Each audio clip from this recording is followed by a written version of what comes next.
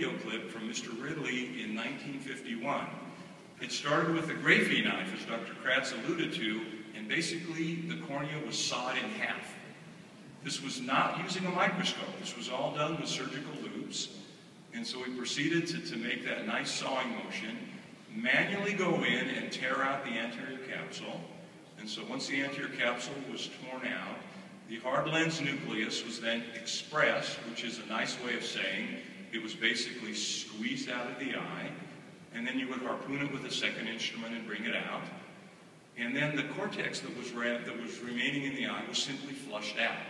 So they flushed it out, and then Mr. Ridley would put his implant into the posterior chamber, which was very interesting. And so the implant would go back into the posterior chamber.